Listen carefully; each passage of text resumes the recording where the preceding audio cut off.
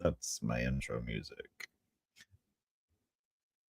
I do have theme music, like my own personal theme music, but I have not added that in. So, hello and welcome back to the show. It is me, Stephen Gray, your favorite Star Goat. But you know what? You're my favorite Star Goat. Did you know that? Of course, you knew that. Come on now. Good actors, bad actors. Look at us all here, waking up every day, putting on these costumes, getting together, making it all happen, making the economy drive itself because we ain't driving it. We're not. Somebody is. What am I even talking about? Why do I even bother talking about these things? I know a lot of people just don't want to hear it. I know I get on my little soapbox sometimes and I just blah, blah, blah, blah, blah, blah, blah. I just want to chat, chat, chat, chat, chat, chat, chat. So I have so many things to say. I have so many emotions, so much drive, so much love for everyone, all of you. You guys know this. They say sometimes it is said that um, the smartest people are the most loneliest or the saddest. And I disagree with that wholeheartedly because if you're that smart, you figured out how to be happy. The loneliness, on the other hand, I mean, you got God, you ain't never lonely, are you? And I put an X post up earlier, just like 20 minutes ago. I left my phone way over there, but I can tell you what it says. It just talks about, like, you know, um, tact, I guess, is the ability to, communicate cordially without uh, disrupting the harmony, right? Dropping the truth bombs without disrupting harmony. So I have a tendency to do that because, in my experience, I have found people don't like sugarcoating shit, long, drawn out fucking stories, things that you could have just summarized in 3 fucking sentences and just been straight up with them. Yeah, I might have a particular attitude and a tone in my voice. That is not my fault. All right. That's the Army's fault. I am sorry, everyone, that I take this tone with you. I take this tone with myself. You think I'm nice to me? Like, come on now. And that's something I want to point out. It's like, if you're not this way with everyone, then you shouldn't be like this with like just one or two people. Like, that's just who you are. That's just who you are, And honestly, that's why I decided to come on camera and put this out like this, because I'm not that person. And I am that person in everybody's life. I know who I am. Like, we don't hang out on a regular basis. You don't invite me to go places. You only want to see me in small doses when you want to. Totally fine. It's very similar to the other post that I put up on X this morning about the sensitivity and the arrogance and the ignorance. And I'm an empath. I have a very strong tendency to mirror and mimic the actions and feelings and emotions of the people around me. So, whatever is going on in the world, how I end up acting is how I am interpreting what is happening. My interpretation is seen in my actions, in my everyday words, the places I go. What I am believing is true is what is being mirrored through me back to you. And so all you're seeing is an amplification of most likely how you're feeling. Okay, so and honestly, that's how the algorithm is set up. That's how all these little codes are set up. Whatever you draw your attention to the most is what you are going to get more of. So a lot of people don't like to question the patterns and the discrepancies in our society. There's this little, we'll call it a fracture line, a fault line, you can call it. And I keep noticing this discrepancy, and it keeps like coming back at me in so many different ways. Like, I'm over here and talking about a society where everybody's actually equal. There's no monetary system, right? And things come up. How would women decide if a man is worth having a child with? In a non-monetary system, maybe genetics, possibly, actual feelings for each other, like those things actually exist. There is an actual chemical reaction that happens between a male and a female that has nothing to do with money, job, nothing like that. Like, if you were to have like 100 men and 100 women that just with no background or anything, they should be able to pair up just based on their pheromones and their intuition.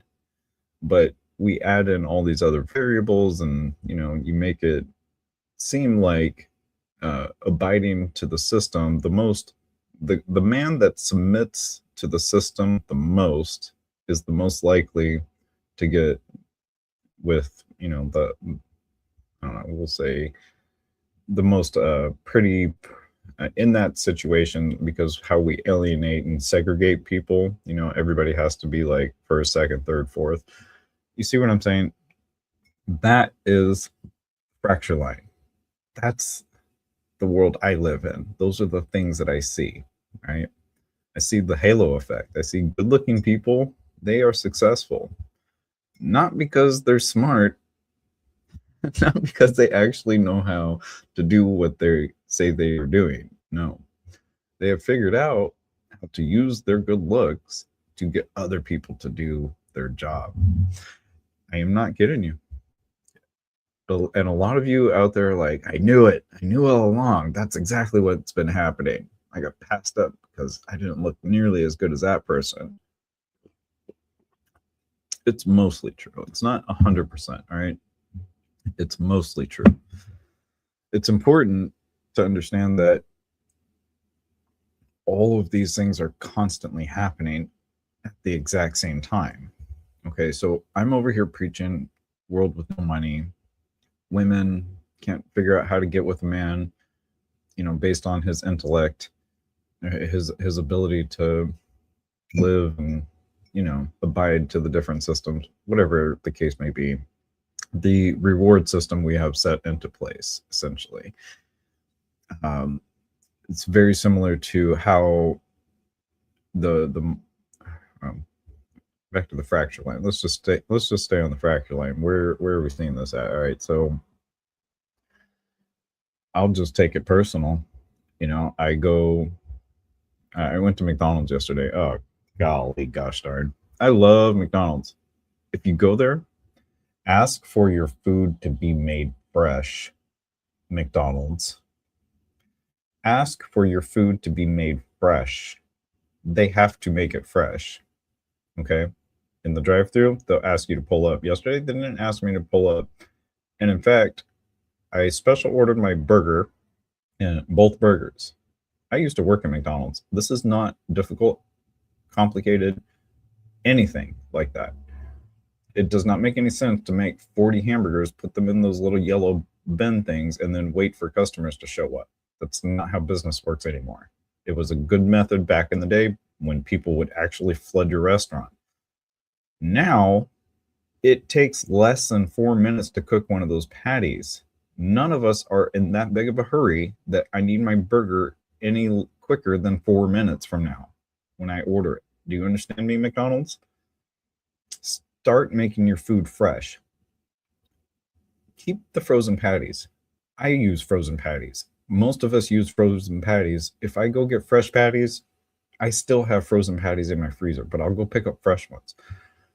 You're McDonald's. You can do that. You're big enough. You got enough money. I know you do. We all know you do.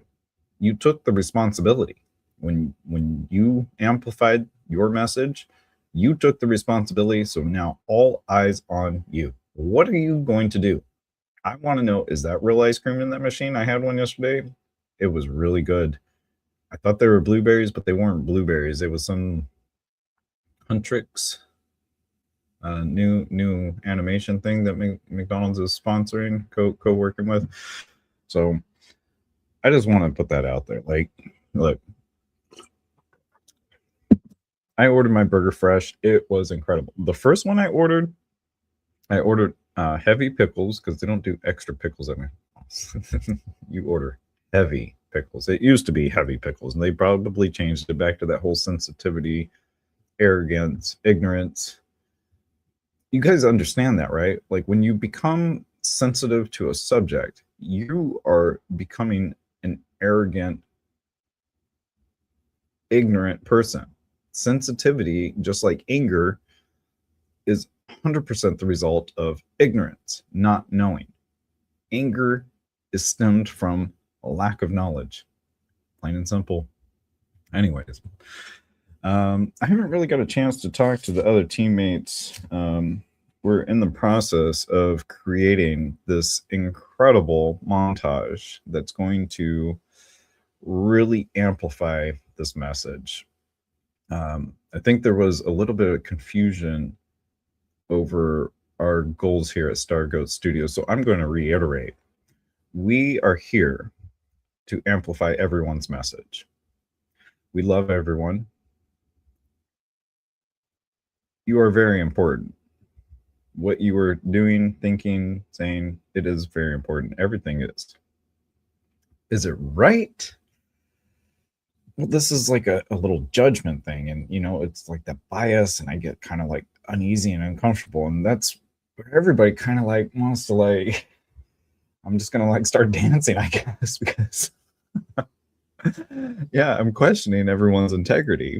My own, I question it constantly. Don't think I'm exempt from this. I'm also in it. I got my weed here. I got my coffee. I'm right here with you. It's like 4 something in the morning. I was gonna come on at 3, 4, 5, 6. It's like 6 or 7 on the East Coast. And I'm like, why? Why would I want to be up at 3 a.m. the witching hour? I mean, I've been up since 3 a.m. and I was just sitting there looking at the clock, looking at the computer, and it's got the little clock on it because it all pops on automatically. That's kind of like my alarm. I set that automation up, and I'm just like, I don't know. But what I would like to do is extend an invite to our other Star Goats, my super duper main character crew. These guys are just fucking hilarious. Like, I know you've only got them like once or twice so far, and it's just been kind of like got a couple good jokes in there. There was a few moments, and I'm telling you right now, I have to change the whole show. We ought to move it to the front porch because I think it's really the front porch. You get everybody on the front porch, and it's just like everybody's stand-up comedy, and I don't know. I thought we would have enough room here. We can get like 3 people on camera. Like if I like move back like this, be like, woo. Anyways, so most people won't smoke on camera. They think, oh, weed makes you dumb. It doesn't actually. It helps clear out gray matter in your brain. I don't know. I'm not going into the science. I talk all day. I say things. Nobody believes me. You know what? People like it. What people love it when I don't say anything. I just shut up. I go to that McDonald's job or go to my Amazon job. People love it when I'm just quiet. I swear, like all day long. Nobody wants to hear it. Everything's fine the way it is. Must be true. Everything's fine, right? That's what I think. I think everything is fine. Anyways, 14 minutes in, I want you to know this is brought to you by Chuck's Reserve. All right. You got extra goods, you got stuff you're going to donate. I need you to bring it down to Garden Grove, send it out to us. Please. There are people in the world that don't have it. All right. And the whole adventure McDonald's, they gave me my order yesterday. So I ended up, I looked at it, came back home actually. I should have looked at it there. I knew better. You order heavy pickles, they gave me one extra pickle instead of two. They gave me three. I asked for extra mustard. It was definitely extra ketchup. The cheese, I'm not really sure about what's on that McDonald's cheese, what's in it, how that qualifies as cheese. I'm not really 100% sure. It does not taste good. It has a slightly like metallic kind of aftertaste. Like, I'm not even really sure how to describe it. Anyways, the fresh burger that I got zero cheese, got all the ingredients that I wanted, and it was really good. I did give the other one away. I gave it to the homeless dude that was outside. I walked out and was like, "Hey, did you eat yet?" And he was like, "No." Like, "Here you go, man." So I hooked him up. So, anyways, honestly, I could sit here, just be busting this out all day, but the only reason I'm doing this, again, is to set the tone. Is that arrogant of me? Am I really that person? Frankly, I don't care. I've already told you, I don't want credit. I want people to come back to critical thinking. I want us all to see the fracture line. But the thing is that there are some people that will lean in and they'll be like, "Look, Stephen, we see it too. What are we going to do about it?" And that's what really drives me, is what are we going to do about it? Right? Like, I can picture, like, I'm replaying my day and I see like six, and count the lady sleeping down there by the store, that's 7 people within a half-mile radius of my little circle, like wherever, like like everybody's got like their perimeter, their daily drive or whatever. Yeah, there are 7, and the thing is that this is a different day. The one lady, she's the same lady, but the other 6 people that I saw yesterday, I ain't never seen them before. They just showed up. People just kind of like shuffling around, and maybe they were those people like me now. See, this is like that moment where it like did like a little dream thing, and it shows me like in the future, like all pissed off, no friends, and I'm just like pushing around my shopping cart. I don't give a shit,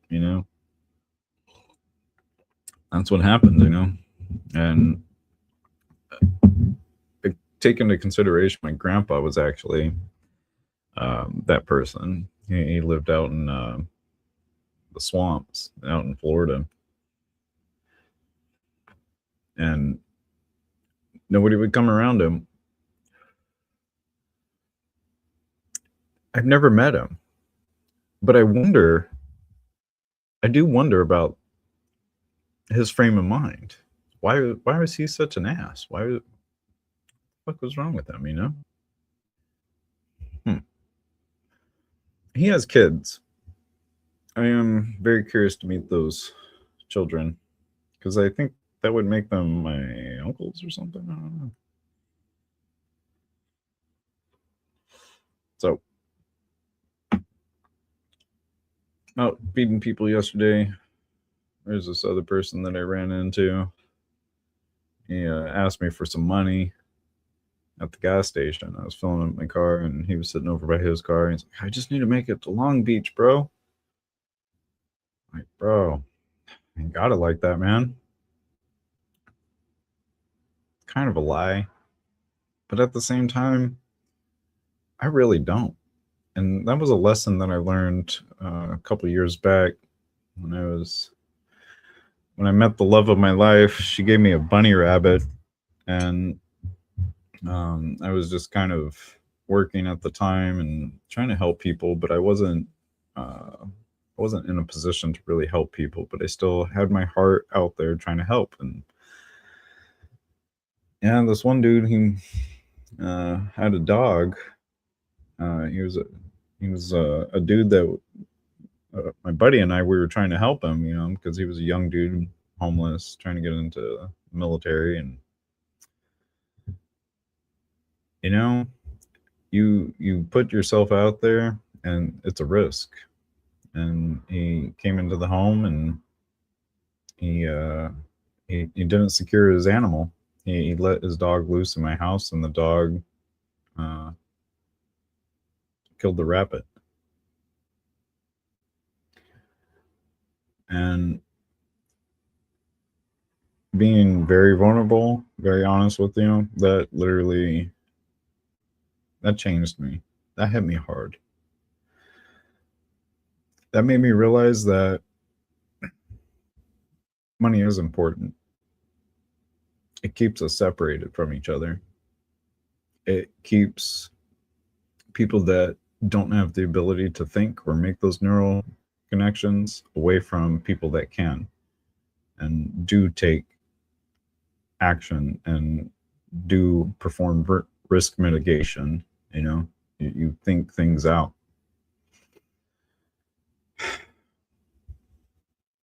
But yeah, that really changed the way I look at people and the way I help people. I don't go and directly help people anymore. I don't. I make videos. I post things on the internet. I make donations to Goodwill, Salvation Army. Say what you want about them. I found Chuck's Reserve, and so I started making my donations here. Not a lot of people know about Chuck's Reserve yet, so there's a Salvation Army around the corner from my house. I go in there, just kind of, it's more like an assessment. Just get a feel. Who's looking for what? I'm looking at their physiology. I'm looking at their epigenetics. I'm looking at mine. Don't think that I'm out there sizing everybody up, and I am not sizing myself up. Yeah, that rabbit story just kills the mood every time, because it really does put it into perspective. Like, there's a reason why some people are homeless. There is a reason why those people are on the streets. A person's out there with open sores and hunched over and sleeping while they're standing at a bus stop, halfway on the curb, halfway in the street. Cop has to pull up and honk their horn at them and wake them up, and they can't even move. They can't even barely walk a foot. Like they can barely stand. They're just so discombobulated, so out of it. Then this all circles back around to, that's all fine and dandy, but now who's going to go out there and actually be the person to help them? That's really what it comes down to now, is like being a caregiver. You get assigned people that need help. Being a police officer, and you're not really assigned necessarily to go out and help people as much as you are assigned to go relocate people that are occupying bus stops and curbs and gutters and trash cans and back alleys. But I ain't gonna lie, it's almost 5 a.m. right now, and I can't get it out of my head now that I'm thinking about it. And even after telling the rabbit story and knowing that I can't directly help people like that, I still want to hop on my scooter and go down and see if that lady's okay over behind the store. Like, I gave her some food the other day. Like, she's got some umbrellas and a blanket, and I'm just like, I call the city of Anaheim all the time. The police department, they know me. I call and I'm like, hey, there's a guy walking over here, and he just doesn't seem like he's in the right place for what's going on in this area. It might put some people off, and that's what they do. They will come pick up people, and they'll bring them to resources. Hopefully, in my mind, I'm thinking they're gonna take them to a shelter, or, hospital, get them looked at. And I with my attorney, we did create the Luminaterra, the whole Stargoat team. We have this idea. Joe was giving us like all these like great ideas to like go out and help people and like get them all like the way we would have to go out into the communities to interact with people to kind of gauge their level of psyche, to see if they could get the type of help we wanted to offer them with Lumina Terra. It's like this whole international program, and it's incentive based. It is a reward program. You know, it provides pay, but the idea behind it is to train people to be the nurses, to be the people that are going out into the field and getting uh,